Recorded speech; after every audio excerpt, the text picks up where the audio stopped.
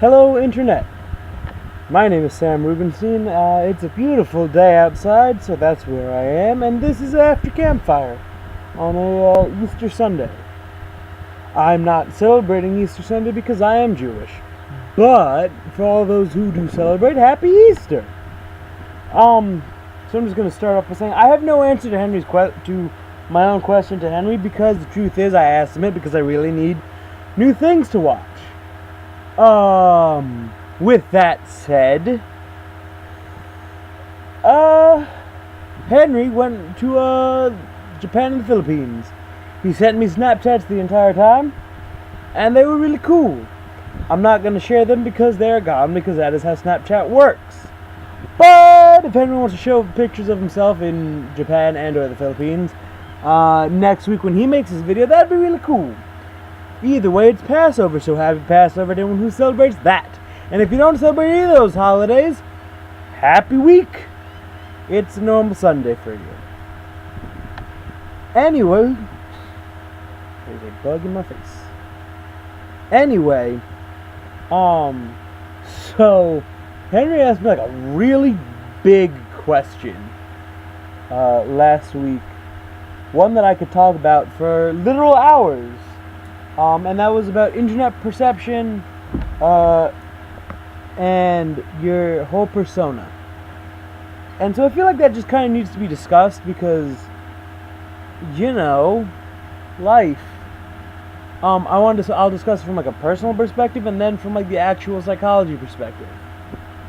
Personal perspective, I don't know if I have an internet persona as much as I could say that I have a stage persona. I have a character that I have developed whenever I'm in front of an audience, for whenever I feel like I'm performing something, which does happen occasionally on the internet, but in particular is when I'm in front of a crowd of people, whether I know them or not. So I find that I tend to have a need to be in character.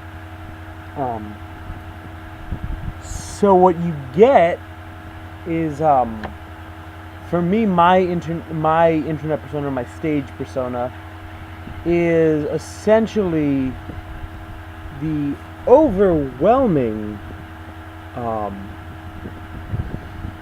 hyperbolization of myself. Where, you hear those seagulls? They're loud. An overwhelming hyperbolization, where I essentially take my best qualities and my worst qualities and I make them as big as possible. And I do this intentionally to create a character that is very exuberant, very loud. At times he's overwhelming. But he is overall very entertaining to watch. And the reason why I do this is because that's the persona of me that I enjoy the most, personally, when I'm on stage. Where he'll go from being very quiet, very anxious, very uncomfortable, to being very loud, very excited, very all over the place. And it makes him much more enjoyable to watch. It allows me to talk about things that I wouldn't talk about when I'm off stage. Things like my anxiety or my depression. Things like the way I view people in the world. I'm able to find a sense of freedom in it. Now, in regards to internet personas, what you find is two different things. Thing number one, no one on the internet is real. This is just a fact. Everyone that's on the internet only posts their best selves. In psychology, this is called the ideal self. The self that you want yourself to be. Or, conversely, it is the ought self. The self that you feel like you're supposed to be. The two are not always connected, and the two are, more often than not, at odds with each other. The ought self is someone that you feel you're supposed to be. They are a lot of the pressures that you feel from external forces, be it parental, be it social, be it educational, be it from your peers, where you have friends who are like, look at me, I'm 23 and I'm getting married. Look at me, everything in my life is perfect. Ha ha ha ha ha. And it's not real. And you don't have that. Whereas the ideal self is what you really want to be, and you post that. And so what ends up happening is people post these fake versions of themselves all the time. And these versions, one, they aren't true, and two, they're kind of self-destructive because they create a fake sense of self. Fun fact for those who don't know this, according to psychology, people who spend excessive amount of time on social media tend to be more depressed. And the reason being is because they're looking at all of these fake people. They're looking at people's ought selves. They're looking at people's ideal selves. They're looking at people who are like, look how happy I am all the time. They're looking at what is an overwhelming fallacy in terms of who we are, who we want to be, and who we can be.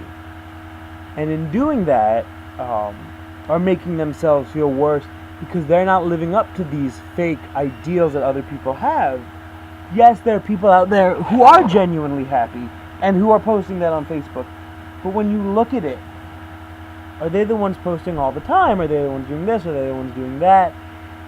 It's very easy to compare oneself to one's peers. In fact, you do it all the time, almost subliminally. And you do this because it's psychologically supposed to benefit you, but also psychologically harmful. If you do it in a way that that makes you feel better about yourself, it means you're looking at someone whose life may not be as exciting as yours, but at the opposing point in time, you may be looking at someone whose life is so far different from yours that you feel like, how can you live up? And so it puts so much more social pressure on us, especially with things like online perceptions, online ideals, things of that nature, to be something that we're not, to be an ought self, to be a thing that that may not even be feasible because it may be that unrealistic.